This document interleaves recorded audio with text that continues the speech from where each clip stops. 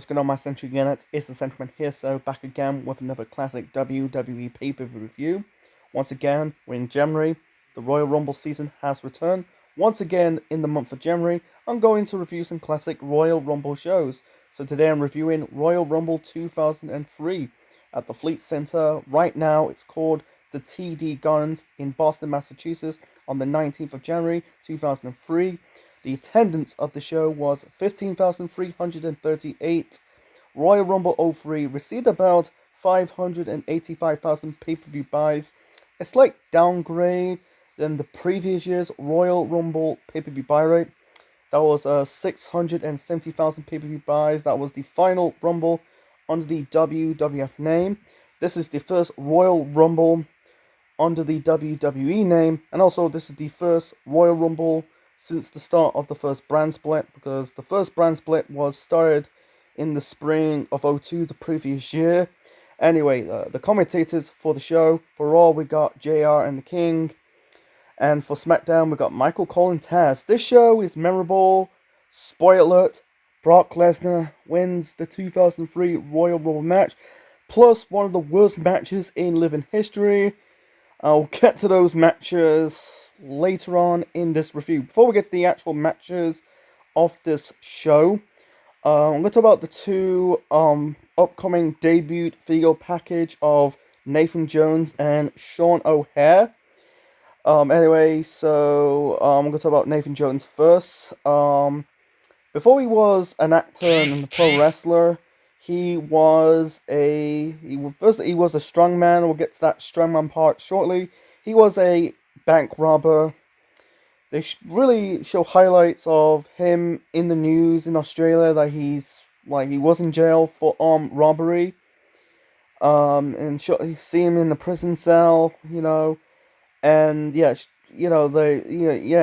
try to push this dude to the moon. Unfortunately, it didn't work out that well, because he was there for his height. I think he's about 7 feet tall. He's got like a good physique. I don't say push him to a main event spot, but no, the point is a high level spot in the company. Great example, he was thrust into that. It was supposed to be a tag team match at WrestleMania 19. Undertaker teaming up with Nathan Jones, taking on the Big Show and A-Train. But they removed Nathan Jones off the match because he was not that good in the ring. So at the end of the year, he ended up not just leaving the company, but he left professional wrestling altogether to pursue a career in acting, and he's acting to this day.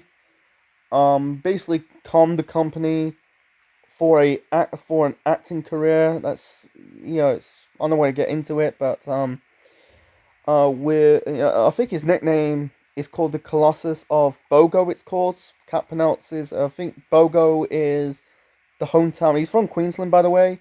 Nathan Jones. That's in Australia. But I think it's called Bogo. I'm not 100% sure.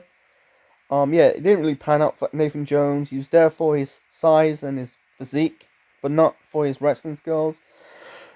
So, and let's talk about Sean O'Haire. Missed the boat on him.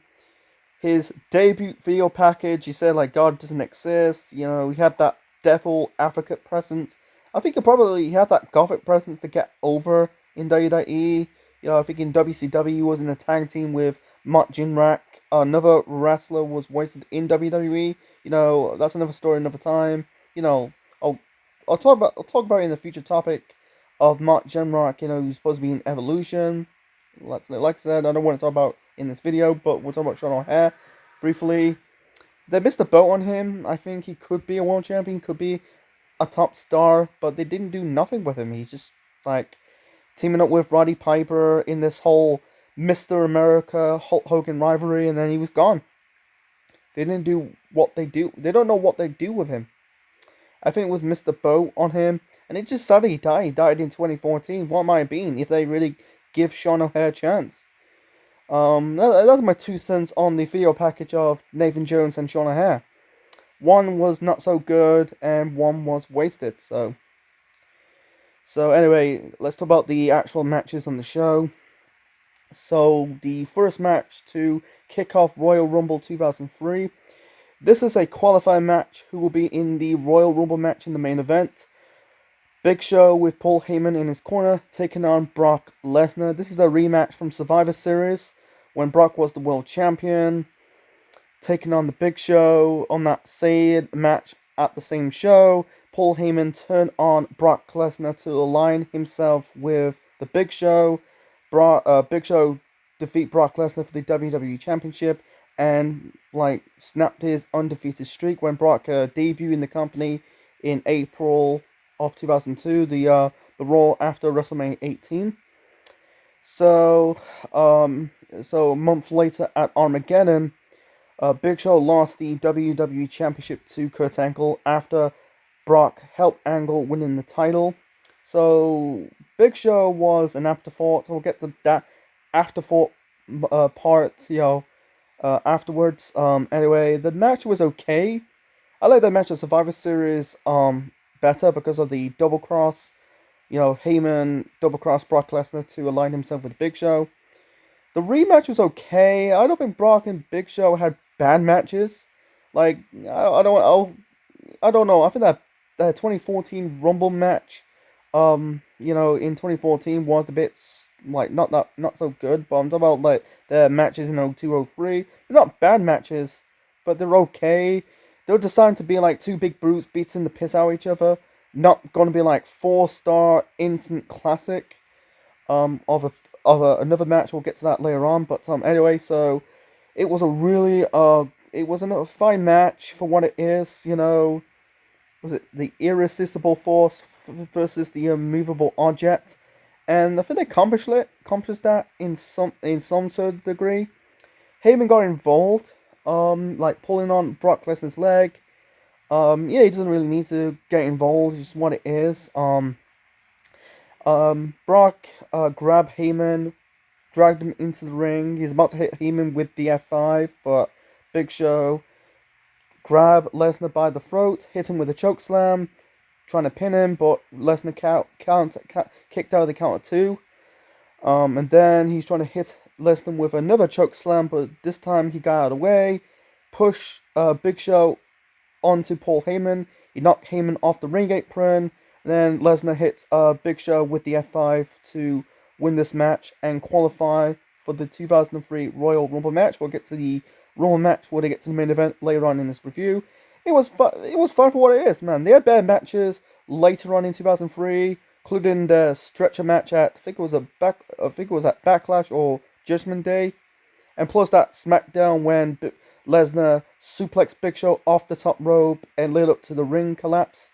And you got Taz saying, "Holy shit!" Oh, I might review that SmackDown in the future because I think it's in May or June. Because we're getting close to the 20th anniversary of that SmackDown when Lesnar suplexed the Big Show off the top rope. That was cool. That was a cool spot. But anyway, it was okay. Wasn't terrible. Wasn't gonna be a 4-star classic. I think that it accomplished in that sort of degree to get Lesnar into the Rumble match. And like I said, Big Show was an afterthought after that. First off, he ended the year as the WWE champion, defeating Brock Lesnar at Survivor Series, and then December losing the title to Angle, and then not in the Rumble match. Thank God. But he's a transformational champion. He's not there for the long term. He's basically a short term champion. Anyway, let's move on to the next match. So the next match, this is first of 3 championship matches on the show. So the first championship match on the show, this is for the World Tag Team Championships. Lance Storm and William Regal defending the belts against the Dudley Boys, Bubba Ray and Devon. At Armageddon, Booker T and Goldust they won the tag team titles on the show, but they end up dropping the tag team titles on I think it was the first Raw of 2003 to Lance Storm and William Regal. Because at this time, they were no longer doing the un-American gimmick. That was the ship has sailed because Tess was doing his own thing. The whole testicle stuff. In this on-screen relationship with Stacy Kibler. Christian was aligned himself with Chris Jericho, so you can tell it was officially the end of the un-Americans. Regal and Storm came out waving both the Canadian and the United Kingdom flags. Before the start of this match, You had Ned Patrick, the referee, basically searching for Storm and Regal over the brass knuckles, including William Regal, because Regal's gimmick at the time, he used his brass knuckles to win matches. The match between Regal, Storm, and the Dudleys, not terrible, but at the same time wasn't that great. But it was okay. It was a standard match. There's no chemistry between the Dudleys, Storm, and Regal. In the end, you had Chief Morley. By the way, Chief Morley is the former Foul Venus, because at the time he used to be the porn star. He was doing the porn star gimmick. Then he was part of Right to Censor. Then back to being the porn star. Now he's working with Eric Bischoff, because I think he was the assistant GM of Raw, because this is before the whole Bischoff Austin running Raw together. That'll be after WrestleMania 19. So he trying to get involved. I think he got knocked off by one of the Dudleys. Regal trying to hit one of the Dudleys with the brass knuckles, like the brass knuckle punch, but instead he eats a 3D by the Dudleys, and then Devon, it was Devon. Devon grabbed the brass knuckles off the hands of William Regal, hits Lance Storm with it, pins him, and the Dudleys won the tag team championships. Good to see the Dudleys winning the tag team titles, but it was meaningless. It was pointless. It's a really shame for Booker T and Devon. Not Devon. Booker T and Goldust. My apologies. It's a shame that Booker T and Goldust never got a chance to defend the titles on a pay-per-view. Never got like a good run with the belts. I think it's bullshit. Chance made They're just basically short-term champions. It's stupid. It was a point. It was basically a title change, sake of a title change. I'd rather have like Lance Storm and Regal retain the belts, or just have Goldust, Booker T, basically defend them on this pay per view and probably lose or retain. It's just stupid. It's just fucking pointless and don't really serve a purpose. Good to see the Dudleys winning the tag team titles. I think it's the first time in 1 or 2 years, because the previous year they kind of broke up via the draft. Devon went to SmackDown. I think it was out 2001. They last time won the tag team title, so it's first time in years. It's good to see them winning the tag team titles. They won more until they left the company in 2005. Anyway, so. But besides that, it was okay. But I think it's belong on a you'll probably see on Monday Night Raw, not on a pay per view that at the time they're spending a lot of money. Like I said, terrible but not great. It's right down the middle for me. Anyway, so the next match, oh boy, this is a crap match. So this is a blow off of you could say, a funnier, crappy storyline. We got Tori Wilson taking on Dawn Marie. This is a stepmother versus daughter match. So this revolves around Tori Wilson's real life father, Al Wilson. They had the first match at No Mercy between Tori Wilson and Dawn Marie. Then in December, at the end of the year, on Armageddon the previous month, they had this this segment on the pay-per-view, had Dawn Marie and Tori Wilson making out. You had that lesbian segment. Tori went to Dawn Marie's hotel room and did that lesbian segment. Fans like it. They got a good reaction, and they were booing Al Wilson out of the building. He was uncomfortable. I'm gonna say right now, I'm not a big fan of doing scene segments on pay-per-views, because these segments came across, you probably see on a weekly wrestling TV show, but not on a pay-per-view that you probably, like I said, on a pay-per-view that you spend a lot of money. But anyway, Dawn and Al Wilson end up getting married, and by the way, Al Wilson is Tori Wilson's real life father. I thought it was just some actor playing Tori's father, but he's actually Tori Wilson's father. So anyway, so like I said, Dawn Marie and Al Wilson got married. Then they had this segment on SmackDown. It was SmackDown at the time. You had Dawn Marie and Al Wilson on honeymoon, they're having about to have sex in their hotel room, and then suddenly Al Wilson died of a heart attack. And then you got Dom Marie explaining the death and how he loves Al Wilson. Her acting was fake. She's not really that good. No, like, charisma doing this. At least she tried. And then you had Tori Wilson and Dom Marie fighting in a funeral, while in front of Tori's dead father's corpse. At least they try. This is just at least they try. It won't fly in today's professional wrestling products, whether it's WWE or AEW is doing it, but at least they try. It's funnier and crap at the same time. It's basically having your cake and eating it too. At least they try. I'm saying like a broken record, but they tried. That's the try. That's the buzzword, try. Anyway, so this match between Tori Wilson and Dawn Marie, it wasn't that bad, but it was pointless. It's a way to blow off the storyline, And by the way, Al Wilson did die years later after this storyline. I forgot to mention this. So anyway, the match was not bad, but two women had no business to be in the ring because Dawn Marie's not a wrestler. Tori Wilson's not a wrestler. I think Tori said it in interviews that she was uncomfortable being in the ring, the aggressional side to be in the ring, because both of them were valets in two different companies. Tori Wilson was a valet in WCW, and Dawn Marie was a valet in ECW. I'll get to more of Dawn Marie shortly about they did dirty with Dawn Marie. Anyway, so Tori Wilson got the victory. I think he hit Dawn Marie with a swinging net breaker and win for her dad. Dawn Marie didn't do nothing after this segment. And like I said, they did dirty with Dawn Marie. Here's the reason why. So in 2005, Dawn Marie was pregnant. I don't know if is she married to Lance Storm? Maybe she is. I'm not too sure. So anyway, Dawn Marie was pregnant. My apologies. She was pregnant.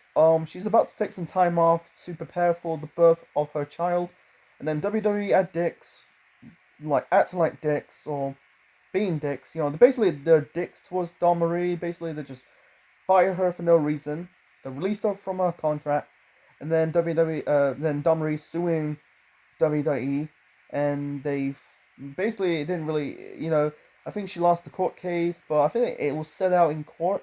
So basically, I think Dawn got really left the company in very bad terms. I think she did came back? I think she did came back. When Raw does their Legends episodes, I'm not really sure on it. Don't quote it, but they were dicks towards Dawn Marie. Like after this storyline with Al Wilson, she didn't do nothing. Then she's about to be pregnant. She's about to take time off to prepare for the birth of her child, and suddenly WWE decided to release her, and that's it. If I was in Dawn Marie's shoes, I got the right. They just fire her for no reason. Anyway, that's my spiel in it. So it wasn't that bad, but it was pointless. And now this is one of the worst matches in living history. Worst world championship matches. Not all time. This is one of the worst. There have been worse ones I saw. Anyway, so the next match we got Triple H with Ric Flair in his corner defending the World Heavyweight Championship against Big Papa Pump Scott Steiner. So Triple H won the World Heavyweight title back from Shawn Michaels at Armageddon the previous month in the 3 Stages of Hell match. I think that at this moment in time, Triple H using this catchphrase, "I'm just damn good," or "I'm just that damn good." It was a crap catchphrase for Triple H at the time. Anyway, so Scott Steiner made his return to the company at Survivor Series in November. at Madison Square Gardens, lay out both Matt Hardy and Christopher Nowinski. He briefly on SmackDown for a cup of coffee, made out with Stephanie McMahon. At the time, she was the SmackDown GM. Yeah, made out with Stephanie. That led up to the fans calling her a slut. Then he went to Raw and challenged Triple H for the World Heavyweight Championship. So for weeks, Steiner and Triple H were in these series of contests, like had was it a push-up contest, a bench press contest, a post down, an arm wrestling contest. I don't mind it. At least they're not really fighting every week. They keep it minimum. It's not right now. You see, they end up leading up to the pay-per-view, the end, like wrestlers fighting every other week, whether it's in matches or sneak attacks. At least they take it away from the ring, or at least the safety action part when they get to the pay-per-view. But anyway, this match sucked. I heard good things about it. I heard good things about this match. Not good things. What did I say? I heard this match being bad. When I was watching it, I thought maybe the people get really so overreacting about this, but nope, they're right. This was not that good. The fans were booing Scott Steiner out of the building because the show's in Boston. I don't know why the people in Boston like booing Scott Steiner, and also Steiner was very exposed. Like he was roided up. He is a good worker, Steiner. Don't get me wrong. Teaming up with his brother Rick. I think the match quality was good when he was teaming up with his brother Rick, but when he was doing the whole Big Papa Pump bit, in the late 90s and until the end of WCW's run, until made his return to the WWE in 2002, his match quality kind of dipped and declined, because he's roided up. Back then, in recent years, he was, he was roided up. Right now, he's off the juice because you can tell by his shoulder and arms, he's a bit skinny. His chest, he had an injury back in 2007. I don't want to talk about it in this video, but he was very exposed. I thought like he's botching suplexes, like dropping Triple H on his head, but he didn't. He's like hit him some good suplex, German suplex. But when he hit the second or third suplex, he fell over, and then he was trying to hit Triple H with I think it was a power bomb. I think it was a double power bomb, a double arm power bomb or a tiger bomb. He fell over onto Triple H. He looks very exposed. It doesn't look good for Steiner, And there was a lot of whistle blowing in this match. There was too much interference by Ric Flair. And then, Earl Hebner, I'll get to him shortly. Then they had this one moment, like Triple H trying to hit Steiner in the head with the world title belt, but he snatched the belt off the hands of Triple H, hit Triple H with the belt. He bled. No one gives a shit. And then the fight in the crowd didn't work. And let's talk about Earl Hebner. Triple H threw Hebner out of the ring, came back. He's about to call for the bell for the disqualification, but instead he changed his mind because Triple H had a lot of history of rivalries. He had a feud with The Rock, feud with Stone Cold Steve Austin, he feud with Shawn Michaels, he feud with Randy Orton, he feud with Batista, feud with Edge. I think the number one, Mick Foley, I forgot about him. I think the number one rivalry he's been feuding with the referee Earl Hebner, because Hebner and Triple H, they've been a lot through of shit. If you watch like a Triple H match with Earl Hebner as the referee, every time Triple H does his heel stuff, Triple H, Hebner assumed he's authority. Triple H pushed Hebner pushed him back and yelled him and shielded him up into the corner of the ring. It gets funny. I think if Hebner one day gets inducted into the WWE Hall of Fame, I think one person should be inducted into the Hall of Fame is Triple H. They go through shit throughout throughout Hebner's run in the company when Triple H as a wrestler. Anyway, Triple H he did got disqualified. He hit Steiner in the gut with the sledgehammer. Then Steiner got his heat back onto Triple H. Hit Triple H with the sledgehammer and locked him with this Steiner recliner, and that was it. I think the original plan that they're gonna have Steiner. I think if the match was fine and perfect, Steiner losing to Triple H on the show will be fine. You can have Steiner on chase mode, and then they'll probably lead up to the rematch at WrestleMania 19. Steiner defeat Triple H for the world title. Unfortunately, that's not the case. Wow, any hope of Steiner, any momentum Steiner has, like when he had it at Survivor Series 02 to this match at Royal Rumble 03, it's totally gone. It's vaporized. It's wiped. It's really, Steiner was done after this. So they had a rematch at No Way Out. Triple H won the rematch, and Steiner never got one sniff of the world title ever again. Afterwards, he was feuding with Tess and teaming up with Tess, revolved around Stacy Keibler. And then he left the company in 2004, and then you won't see Steiner again until 2022, last year, because we're in 2023 right now, to being inducted into the WWE Hall of Fame with his brother Rick. That's the reason why Braun Baker is now in WWE's NXT. But yeah, any momentum that Scott Steiner had when he returned at Survivor Series and leading up to Triple H for the world title on this show was totally gone. Because the rematch that's leading up to the formation of Evolution, Triple H, Ric Flair, Batista, and Randy Orton. So, feel sorry for Scott Steiner. I think they missed the boat on him. He came to the company as the hottest free agent. Now he was a joke. He's in his second run in the company. He was known for botching, falling over. Like he's fall over on this match, against Triple H. And then I think it was then at Bad Blood against Tess, he fell over. He tripped over the ring match. It didn't look good for Steiner because he was a bit big and roided up. If he was if he like slimmed down a little bit, maybe he was too big. That's the problem. It don't do good. With Triple H in this match, he was a bit trimmed down a little bit. He kind of lose weight.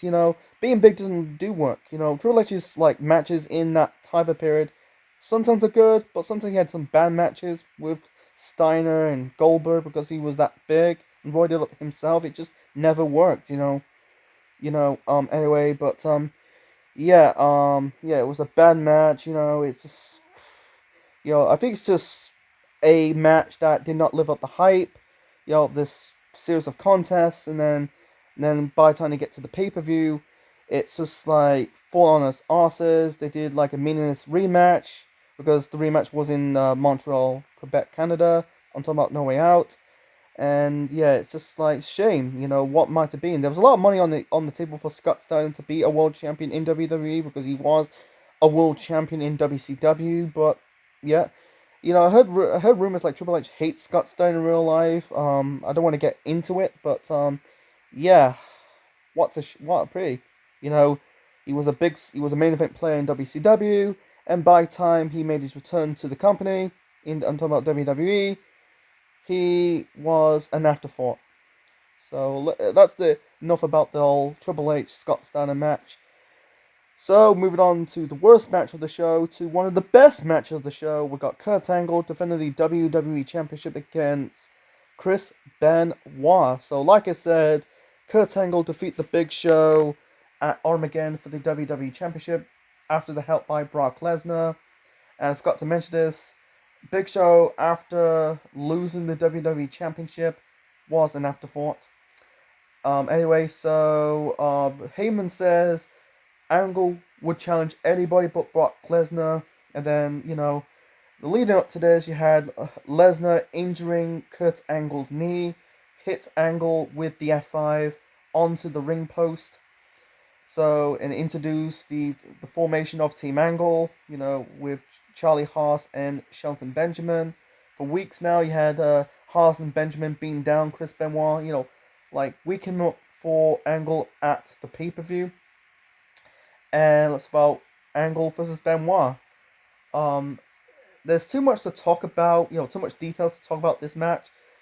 I advise you to watch this on YouTube. If it's on YouTube, Benoit, just type in Benoit Angle Rumble '03. You probably find the match, or watch it on the network. I'll talk about like some portions of the match.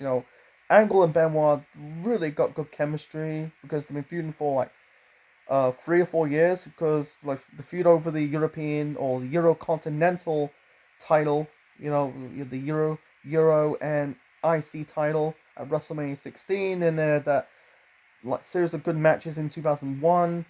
WrestleMania 17, the submission Iron Man match at Backlash '01, then that 2 out of 3 pinfall match at Judgment Day, plus they had another match at 2002 at Unforgiven '02, and then also they were a tag team. They became the first inaugural WWE Tag Team Champions on SmackDown. You could tell Angle and Benoit had really good chemistry, as a tag team, and also, as rivals. Like they hit each other with German suplexes. I think Benoit kicked out not one but 2 Angle slams. I'm not too sure. It was, I didn't I lost count on it, but it was really good. And also there was one moment I really like. Benoit locked Angle in the crippled crossface.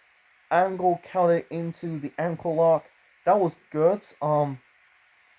People, you never thought that Angle Benoit. I think people believe that Benoit could win the title. I think he was. He was like groomed to be. He was basically Brock Lesnar's the number one top babyface on SmackDown. I think the second best babyface on that brand was Benoit. You thought Benoit could win the title on the show. Unfortunately, that's not the case.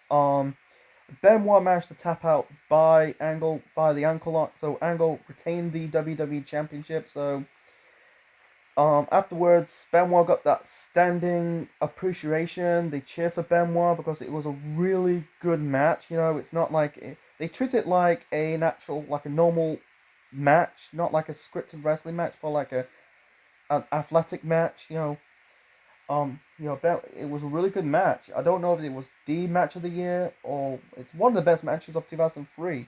I don't know. It's won by the is it the PWI or Insiders for match of the year. I'm not 100%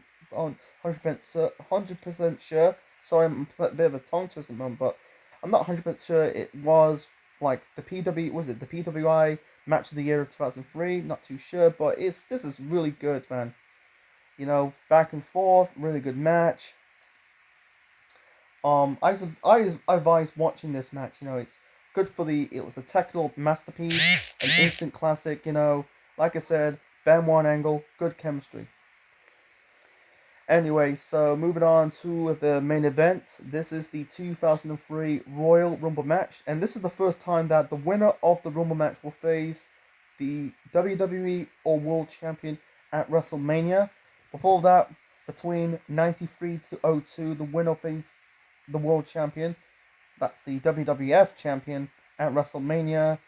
It's vice versa over the years. Start with a singles champion, and then the winner faced either the 2 world champions of both brands at WrestleMania, and then they did it again in 14 to 16, and now 17 to the present day. It's vice versa because we're in the second brand split. Anyway, the match was good, man. The 2 guys entering this Rumble match are Shawn Michaels and Chris Jericho.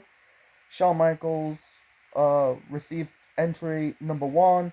Jericho entered this match as number 2. This is the start of this rivalry between Chris Jericho and Shawn Michaels. This was Shawn Michaels' first Royal Rumble pay-per-view appearance since 1998 because of that match against The Undertaker in a casket match, when, I think Taker back body dropped Shawn Michaels onto the edge of the casket. That led it to a back injury, and that back injury is career ending, and Shawn Michaels had that early retirement for 4 years. And also, this is Shawn's first Rumble match appearance since 1996. He went on to win the 96 Rumble match and went on to win the World Championship at WrestleMania 12 of that year. So, um, yeah, he fought Jericho entering the match, but instead it was Christian because, like I said, Christian was teaming up with Chris Jericho, wearing Jericho's jacket. It was a rouge. Then Jericho sneaked behind Shawn Michaels, bloodied Shawn Michaels with the chair, hit him in the head with the chair. Because back then, you're allowed to hit someone in the head with the chair. Right now, you don't. You cannot. It's not allowed.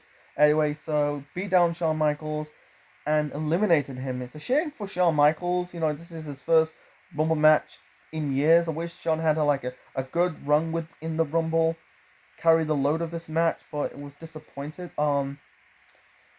It was a fun Rumble match. Not an all-time classic Rumble match, but it was a fun Rumble match to watch. You had Edge and Christian had their moments. Christian trying to persuade Edge to team up. And Edge not falling for Christian's bullshit. And then you got the Matt V1, Matt Hardy, but I'm talking about. You had Jeff, hit a double swanton bomb onto both Matt Hardy and Shannon Moore. Anyway, Chris Nowinski, wow, I'm talking about the Christopher Nowinski spot. He got hurt in this match. He hit, I think Mysterio and Edge, because at the time they were a tag team. And, the SmackDown 6. Anyway, they hit like a double missile dropkick on both Christopher Nowinski. He suffered like a nose injury. And then it's a shame for him. He ended up retired from wrestling later on in the year. Damn shame. I think Ray eliminated Nowinski. I don't think Nowinski was going to be WWE champion or a main event player. At the time, he was doing this whole Harvard gimmick because it makes sense because he was studying at Harvard at the time before he became a pro wrestler. It's a damn shame he got hurt. Anyway, so see, like I said, the MVP and the Iron Man of this Rumble match is Chris Jericho. Like I said, he entered the ring in number 2, or at number 2, my apologies, and lasts the Rumble match for 40 minutes. Eliminates 6 opponents in this match. This is Jericho's best and only performance in a Rumble match. He's been in how many Rumbles matches? And he never had like a true stand-up performance in a Rumble match. Jericho in 03 was good. I don't think I don't think he'll be one of the favorites. Maybe at the time probably Shawn Michaels or Brock. But Jericho, I think he should reach like in the final 5 or the final 4. He got eliminated by Test. And then Shawn Michaels came out and attacked Chris Jericho. It's building more into their like rivalry going into WrestleMania 19. And I mentioned Jeff Hardy hits like a double swanton bomb on both his brother Matt Hardy and Shannon Moore. Jeff Hardy was bad in 2003. What do I mean bad? He had this crappy look. He had this awful look. He had short hair. It's the same short hair you had in TNA in 2010, but he was in red. He had red all over his face and body, man. He looks like he got covered in blood. It's an awful look for Jeff Hardy at the time, because this is the part that this year was Jeff Hardy's last year in his first run in the company. He got fired for refused to go to rehab, and until he came back in 2006. Anyway, he got eliminated. I don't know who got eliminated. I'm not too sure. Brock Lesnar entered the ring in number 29 because he beat the Big Show in the opener. The Undertaker was the last man out of the Rumble match. He entered the ring at number 30. This was Undertaker's first pay-per-view match since that epic match against Brock Lesnar inside Hell in a Cell at No Mercy in October. He got attacked by the Big Show after No Mercy to take some time off. He did okay. John Cena, I forgot to mention John Cena. John Cena, Yeah, John Cena, man, this is his first Rumble match appearance. He was he was doing the whole this started the hip hop John Cena wearing he was wearing long jeans actually. He had and early on in the match you had at the time he's bodyguard B Square. This is the point he ended up like breaking up on his own and doing the rapper gimmick on his own instead of having like B Square as his bodyguard, his lackey. Yeah, Cena came out with jeans, and I'm glad he ditched the jeans and wearing the jean shorts. You know, he's the hometown boy because the show's in Boston, and the fans are not really getting behind Cena because he'll get his his rapper gimmick will get over later on in the year, but back then it was not quite over yet. So he got eliminated by the Undertaker. I think Undertaker eliminated four or five. I'm not really too sure on it. So the final four in this match are Brock Lesnar, The Undertaker, Kane, and Batista. And by the way, this Batista also his first Rumble match. He did okay. He had a good, decent performance in the Rumble match. He got eliminated by The Undertaker. And then afterwards, he came back in the ring, trying to hit Taker with the chair, but Taker stopped him and eliminated him again. Eliminated brother Kane. In the end, Brock eliminated The Undertaker to win this match and go on to face. He went on to face Kurt Angle for the WWE Championship at WrestleMania 19. I'll get to reviewing WrestleMania 19. I think it's in March because March the 20th anniversary of the show. But anyway, Brock winning the title was good. I think it was a good decision, but at the same time predictable.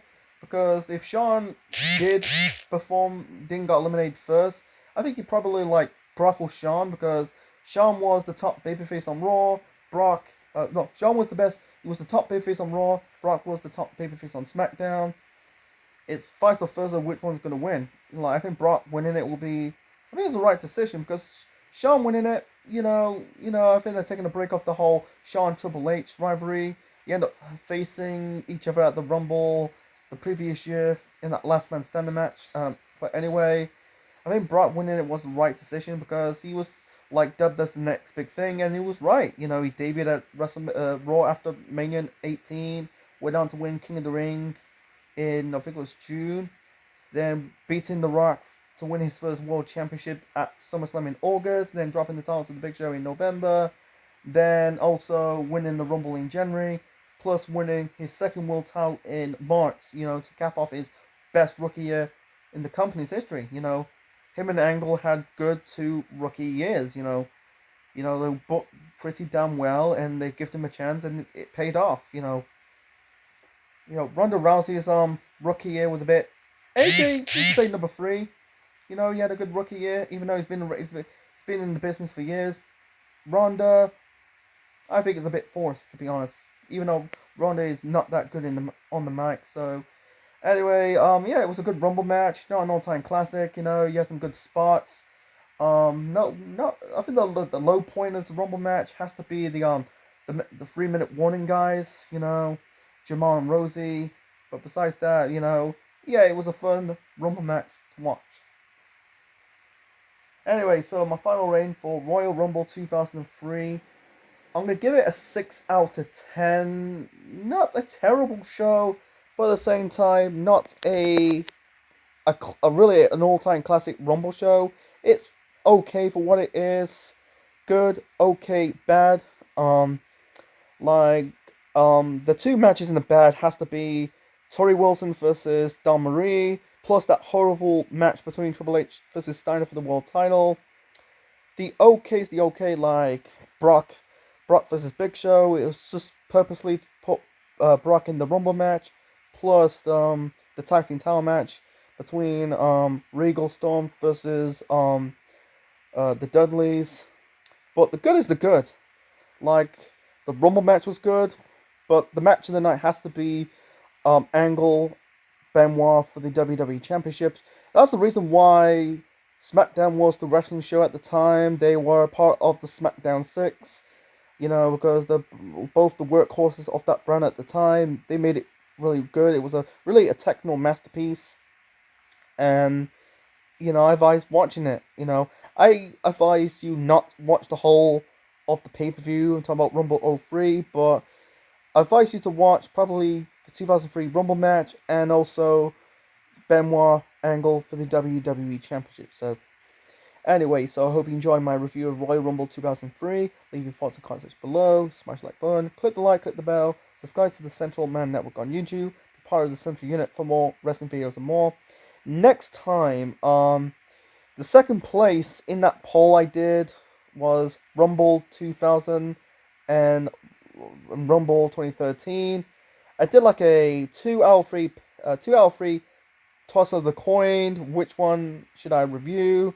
And the winner of this is Rumble 2013. Yeah, we're going 10 years into the future. The Rock, after his first match since beating John Cena at WrestleMania 28, and his first world title match for almost a decade when he take on the best in the world, CM Punk. You know what I'm talking about. I'm talking about Royal Rumble 2013. This is Essential Man officially signing out, and that's my review of Royal Rumble 2003. Like I said, thumbs in the middle. Wasn't a bad show, but at the same time, wasn't a great show, but it was an okay show to watch.